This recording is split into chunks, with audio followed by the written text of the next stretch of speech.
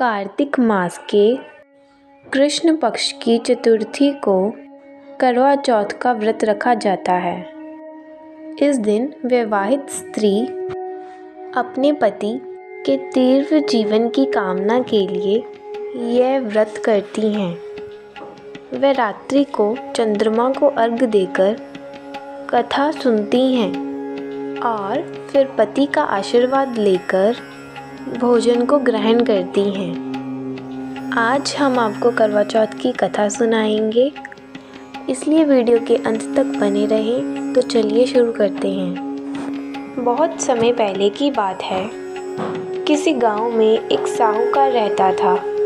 उस साहूकार के 7 पुत्र थे और एक पुत्री थी। एक बार कार्तिक मास के कृष्ण पक्ष की चतुर्थी को उस साहूकार की पत्नी और उसकी 7 बहुएं और उसकी बेटी ने करवा चौथ का व्रत रखा था। और फिर जब शाम हुई तो साहूकार के बेटे खाना खाने बैठे तो उन्होंने अपनी बहन से कहा कि बहन, अब शाम हो गई है, आओ खाना खा लो। तब उनकी बहन ने कहा कि नहीं, आज तो मेरा करवा चौथ का व्रत है और अभी चाँद भी नहीं निकला है। जब चाँद निकलेगा तो उसे अर्घ्य देकर ही मैं भोजन को ग्रहण करूँगी। अपनी बहन की यह बात सुनकर सातों भाई मायूस हो गए। सातों भाई अपनी बहन से बहुत प्रेम करते थे। वे अपनी प्रिय बहन को भूख से व्याकुल नहीं देख पा रहे थे। सभी भाई गांव के पास वाली पहाड़ी पर गए। वहां पर उन्होंने एक दीपक जलाकर रख दिया और फिर वे सभी घर गए और अपनी बहन से कहा कि देखो, चाँद निकल आया है, अब तुम चाँद को अर्घ्य दो और फिर खाना खा लो। अपने भाइयों की बात सुनकर साहूकार की बेटी ने अपनी भाभियों को बुलाया और कहा कि देखो, ये तो चाँद निकल आया है। और उन्होंने अपनी भाभियों से कहा कि अभी हम चाँद को अर्घ्य देकर फिर हम भोजन को ग्रहण करते हैं। किंतु जो भाभियाँ थीं वे अपने पति की करतूत को जानती थीं। उन्होंने कहा कि अभी चंद्रमा नहीं निकला है, तुम्हारे भाई चालाकी कर रहे हैं और अग्नि का प्रकाश दिखा रहे हैं, वे चाँद नहीं हैं। किंतु साहूकार की पुत्री ने अपनी भाभियों की बात पर ध्यान नहीं दिया। वह तो उस प्रकाश को ही चाँद समझकर उसको अर्घ्य देकर भोजन करने बैठ गई। किंतु जैसे ही उसने पहला कौर खाया तो उसे छींक आ गई। उसने सोचा, सारे दिन भर भूखी थी, इसी कारण शायद छींक आ गई होगी। जब उसने दूसरा निवाला लिया तो उसमें बाल निकल आया।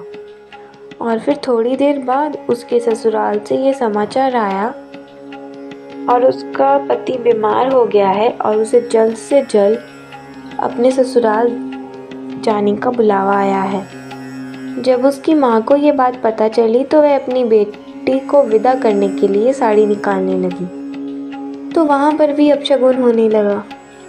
जब भी वह साड़ी निकालने के लिए बक्से में हाथ डालती तो उसे काली या फिर सफ़ेद साड़ी ही मिलती। काफ़ी देर तक यही सिलसिला चलता रहा। फिर साहूकार की बेटी बोली कि माँ, यह सब रहने दो, मेरे पास समय नहीं है, मैं ऐसे ही जा रही हूँ। और साहूकार की बेटी ऐसे ही चल पड़ी। रास्ते में जब वह जा रही थी तो उसकी माँ ने कहा कि तुम्हें रास्ते में जो भी मिले उसे प्रणाम करते हुए जाना।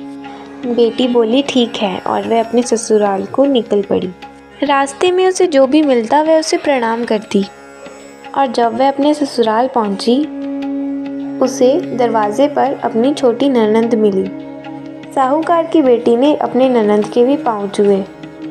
तब ननंद ने अपनी भाभी को ये आशीर्वाद दिया कि सदा सौभाग्यवती रहो। और जब वह अंदर गई तो उसने ये देखा कि उसके पति का शव आंगन में ज़मीन पर पड़ा है और उसके पति को अंतिम संस्कार के लिए शमशान घाट में लेके जाने की तैयारी कर रहे हैं। वह वहाँ जाकर ज़ोर ज़ोर से रोने लगी। जैसे ही लोग उसके पति को लेके जाने लगे तो वह चिल्ला चिल्ला कर रोने लगी। वह बोली, मैं भी इनके साथ शमशान चलूँगी, और साथ साथ शमशान चले गई। शमशान घाट पहुँचने पर जब उसके पति के अंतिम संस्कार का समय आया और जब उसके पति को चिता पर लिटाया जाने लगा तो वह बोली, मैं अपने पति को जलाने नहीं दूंगी। यह सुनकर शमशान घाट में मौजूद लोगों ने उसे समझाया, परंतु वह तो अपनी ज़िद पर अड़ी रही। तब वहाँ के गांव वाले आपस में बातें करने लगे कि ये कैसी महिला है, पहले तो ये अपने पति को निगल गई और अब उसे मुक्ति भी नहीं देने दे रही। ये बातें सुनकर भी साहूकार की बेटी पर कोई प्रभाव नहीं पड़ा। वह तो अपने पति के शव को लेकर वहीं बैठी रही। गांव वालों ने निर्णय लिया कि इसे यहीं छोड़ दिया जाए, यही अच्छा होगा, और इसके रहने के लिए एक छोटी सी झोपड़ी बनवा दी जाए।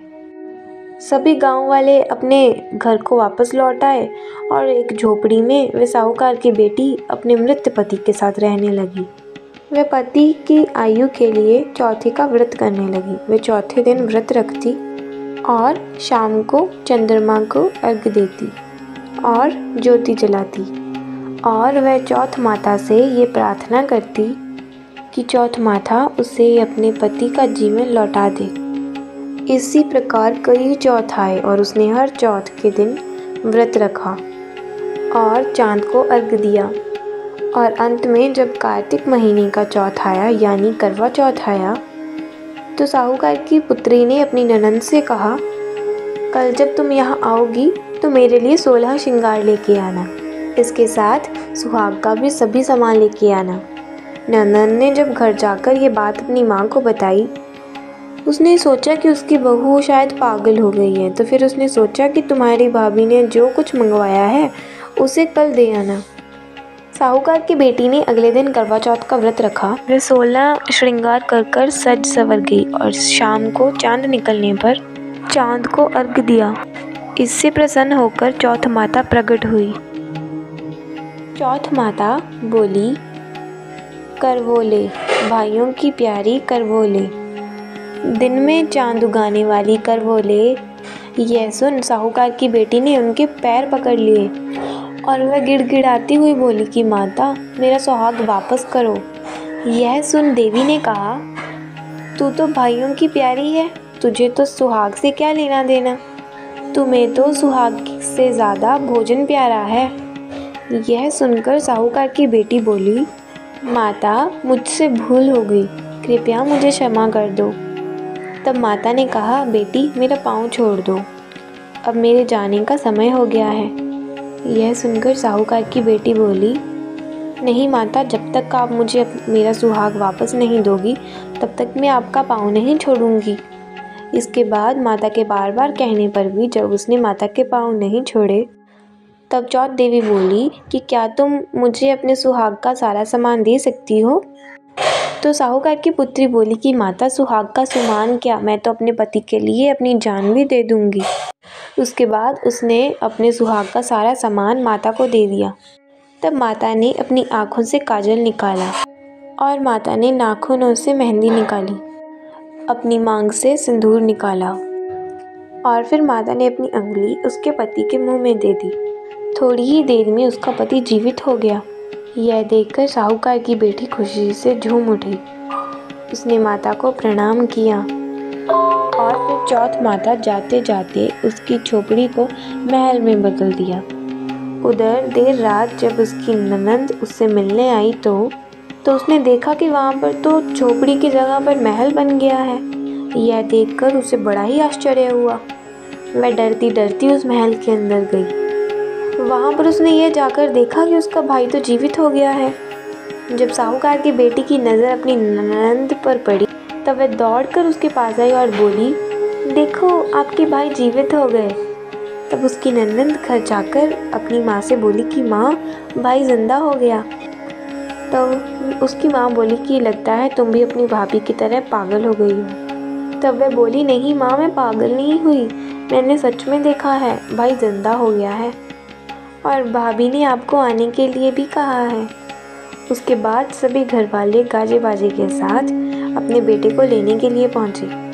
वहाँ पहुँचकर जब साहूकार की बेटी की सास ने देखा कि सच में उसका बेटा जिंदा है, यह देखकर वह अपनी बहू के पैर छूने लगी।